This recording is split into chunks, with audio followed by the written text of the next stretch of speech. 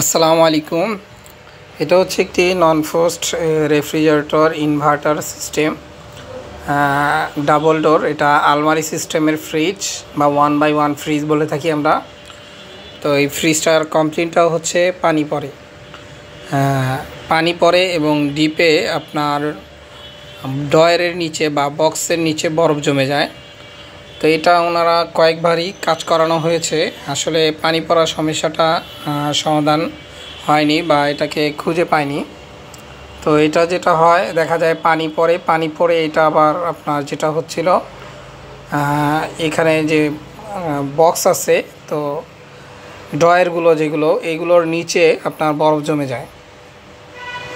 তো আমরা সাধারণত নন ফ্রস্ট ফ্রিজগুলোতে পানি পড়ার সমস্যা থাকলে আমরা সবসময় আগে যেটা করে থাকি, এটার যে আপনার ওয়াটার ওইটা ট্রেটা আগে চেক করি। দেখা যায় ট্রেতে যদি পানি থাকে তখন আমরা বুঝতে পারি যে এটা ড্রেন লাইনটা ক্লিয়ার আছে, ময়লা নেই বা কোনোভাবে বরফে ড্রেন লাইনটা আপনার বন্ধ হয়নি। যখন দেখি যে ট্রেতে পানি আছে তখন বুঝতে পারি যে এটা ঠিক আছে।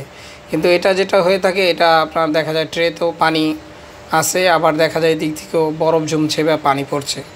তো এরকম হয়। এটা পানিটা আবার দেখা যায় ফ্লোরে চলে আসে না, কারণ এটা যেহেতু ডিপের সাইডটা, তো এই ডিপের সাইডে যেটা পানিটা জমে থাকে আপনার এই বক্সের নিচে। তো এটা আবার পানিটা পড়তে পড়তে দেখা যায় বরফ হয়ে যায়। যখন আবার অটোটা কেটে যায় তখন এটা বরফ হয়ে যায়, দেখতেই পাচ্ছেন যে এখানে বরফগুলো জমে আছে।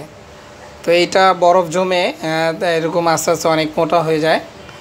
তো এই জন্য এটা আমি যেটা করলাম, এখানে আপনার যে চেম্বারটা আছে চেম্বারটাকে খুললাম, কারণ পানিটা কোথায় পড়ে এটা চেক করতে হয়। যেহেতু এটা আপনার ডিপের সাইডে পানিটা পড়ছে, তো অবশ্যই এটা যখন অটো হয় তখনই এই পানিটা পড়ে থাকে। তো এটা পানিটা যখন অটো হয় এই চেম্বার থেকে আস্তে আস্তে চেম্বারের যখন বরফগুলো গলে যায়, হিটারটা যখন চালু হয় আস্তে আস্তে বরফগুলো গলে যায়। গলে গিয়ে কিছু পানি আপনার দেখা যায় ড্রেন লাইনে চলে যায়, বেশিরভাগ পানি ড্রেন লাইনে চলে যায়, আর কিছুটা পানি আপনার দেখা যায় ডিপের যে বক্সের নিচে চলে যায়। তো এইটা হচ্ছে এটার ডিপের যে কভারটা দেখতেই পাচ্ছেন, এখানে কিছুটা আপনার পানি জমে থাকে, এগুলো আবার দেখা যাচ্ছে আপনার বরফ হয়ে যায়। তো এইখানে আমি দেখলাম কিছুটা পানি এখানে জমে আসছিল, তো জমে এটা বরফ জমেছিল। তো এরকম অনেক সময় হয়ে থাকে। এটা যেহেতু ইনভার্টার ফ্রিজ, আর ইনভার্টার ফ্রিজে 1x1 ফ্রিজ, তো এক এক মডেলের এক একটা সিস্টেম থাকে বা পানি পড়ার। তো এই মডেলটা যেরকম আপনার দেখা যাচ্ছে পানিটা পড়ছে বা ওই ফুয়েল পেপারের উপরে পড়ে এটা দেখা যায় কিছুটা ফুয়েল পেপার ঘেমে বা ওই ছিটা পানিটা ফুয়েল পেপারের উপর যখন চেম্বার থেকে গলে পড়ে সেই পানিটাই আবার আপনার দেখা যায় ডিপে চলে আসে। তো এরকম যদি প্রবলেম হয়ে থাকে, অনেক সময় দেখবেন এরকম প্রবলেম যদি থাকে, এটা আপনারা কয়েকটা উপায়ে চেক করতে পারেন। তো এটা এরকম দেখতে পারেন যে আসলে পানিটা কিভাবে পড়ছে। তো এটা চেক করার জন্য এটা আপনারা বক্সটা যে কভারটা আছে কভারটা লাগিয়ে দেখতে পারেন, বা এই আমি যেরকম এখন ফ্রিজটা বন্ধ করে দিয়েছি, তো বন্ধ করে দেওয়ার পরে যেটা দেখছি যে চেম্বার থেকে পানিগুলো ঝরে পড়ছে, যে আইসটা জমা ছিল সেটা গলে গলে পড়ছে। তো এটা আপনারা হাত দিলে দেখবেন যে পানিটা আপনার চেম্বারের সোজাসুজি আপনার ড্রেন লাইনের দিকে পড়ার কথা, সেটা যেটা হচ্ছিল এখানে। তো সেই পানিটা আপনার আস্তে আস্তে করে কিছু ছিটা পানি আপনার বাহিরের দিকে চলে আসছে। এখানে একটা যে কভারটা থাকে কভারের দিকে আপনার এই পানিটা চলে আসে, এই জন্য আমি হাত দিয়ে আপনাদের দেখাচ্ছি যে পানিটা এদিকে চলে আসছে সামনের দিকে। তো এটা পানিটা কিন্তু সম্পূর্ণ পানি আপনার ভিতরে পড়ার কথা, সেটা আপনার ওই কভারটার এখানে পড়তো, ওই কভারটার থেকে আবার দেখা যায় কিছুটা পানি আপনার ডিপে চলে আসতো, যেটা নাকি বক্সের নিচে। তো দেখতেই পাচ্ছেন আমার হাতের উপরে কিছু ছিটা পানি অলরেডি পড়ছে। এটা হচ্ছে চেম্বারটা, যেহেতু আমি ফ্রিজটা বন্ধ করছি, তো বন্ধ করাতে যেটা হচ্ছে ভিতরে চেম্বারে যে আইসটা ছিল সেই আইসের পানিটাই আস্তে আস্তে পড়ছে। তো এইভাবে করে আপনারা এটা চেক করতে পারেন। দেখতেই পারলেন যে আমার হাতে ছিটা পানি পড়া। তো এটা এইভাবে চেক করা যায়, বা অনেক সময় এটার যেই আপনার বক্স কভারটা আছে এই কভারটা লাগিয়ে উপর থেকে পানি ঢেলে আপনারা চেক করতে পারেন যে পানিটা কোথা দিয়ে পড়ে। তো সেটাও আপনাদের দেখাবো যে কিভাবে আপনারা এটা চেক করবেন। পানিটা মূলত এটার যেহেতু নিচের সাইড থেকে আসতো, তো এভাবে করে আপনারা কিছুক্ষণ আগে দেখবেন, বা উপরে পানি ঢেলেও দেখতে পারেন। যেহেতু এটা আইস জমা, তো সেক্ষেত্রে আমি এটা পানি ঢেলে দেখছি না, আমি হাত দিয়ে আপনারা এটা ট্রাই করছি যে পানিটা আসলে কোথা থেকে বের হচ্ছে। তো এটা মোটামুটি আমার বোঝা আসছে যে এখানে পানিটা পড়ছে, যেখানে এটা আস্তে আস্তে করে বেয়ে আপনার নিচে চলে আসে। তো এটা যেটা আপনারা করবেন, এরকম যদি সমস্যা হয়ে থাকে তখন এটা কীভাবে সমাধান করবেন। প্রথমত এটার যে আপনার কভারটা আছে, এই কভারটা আপনারা চাইলে ফুয়েল পেপার দিয়ে আপনারা নিচের সাইডটা যেন এরকমভাবে ফুয়েল পেপারটা দিবেন, যেন পেপারটা নিচের দিকে দিলে যেন পানিটা আবার গড়িয়ে দেখা যায় আপনার আবার চেম্বারের দিকে চলে যায় বা ড্রেন লাইনের দিকে চলে যায়। এরকমভাবে ফুয়েল পেপারটা আপনাদের লাগাতে হবে, যে কভারটা আছে কভারটায়। তো এই কভারটা আমি দেখাবো কীভাবে ফুয়েল পেপারটা দিবেন, কারণ এটা আসলে খুব সূক্ষ্ম জিনিস, এগুলো অনেক সময় দেখা যায় বের করে পাওয়া যায় না, খুবই কম এই সমস্যাগুলো পাওয়া যায়। আর পাওয়া গেল এগুলো অনেকেই সমাধানটা করতে পারেন না, বা দেখা যায় অনেক কষ্ট হয়ে যায়। তো এটাও আপনাদের দেখাবো কিভাবে আপনারা এটা সহজেই সমাধান করে নিতে পারেন। এটা কিন্তু ফুল চেম্বারটা, যেটা নাকি কুলিং চেম্বার, এটা ডিপের সাইডটায়।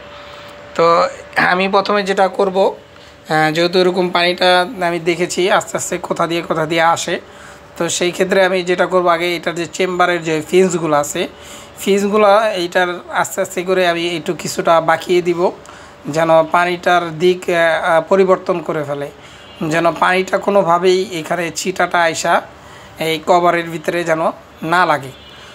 কারণ কভারে পড়লে যেটা হয়, সেই পানিটাই কিন্তু ডিপের ভিতরে চলে আসে। তো এটা আমি এই জন্য মুছে আবার আপনার দেখছি যে পানিটা কোথায় পড়ছে। কারণ এইখানে ফিউজগুলো যদি আপনি একটু বাঁকা করে দেন, যেটা হবে যখন পানিটা গলে চেম্বারটা যখন ফ্রিজটা যখন অটো হবে, চেম্বারের যে আইসটা থাকে এটা আস্তে আস্তে গলে ফিন্সেই কিন্তু আপনার পানিটা এসে গড়িয়ে আপনার ড্রেন লাইনে চলে যায়। তো এই জায়গাটা আপনার মূলত বেশি এইটুক জায়গায় পানিটা দেখছি পড়ছে। তো এইটুক জায়গায় এখানে যখন পানিটা পড়ে, এটাই আপনার ডিপের দিকে চলে আসে। তো এখানে আমি দেখলাম অনেকক্ষণ, এটা অপেক্ষা করলাম যে এইটা পানিটা আসলে কোথা দিয়ে আসে। তো পানিটা মোটামুটি দেখলাম যে ভালোই পানি আসে, কারণ কি এই পানিটা আপনার দেখা যায় যেই পরিমাণ পানিটা আসে, এটা আবার বরফ হলে যেটা হয়, অনেক সময় ডয়ারগুলো খোলা যায় না। তো এটা বিশেষ করে নন ফ্রস্ট ফ্রিজগুলোই হয়ে থাকে, এটা কিন্তু ফ্রস্ট ফ্রিজে হয় না।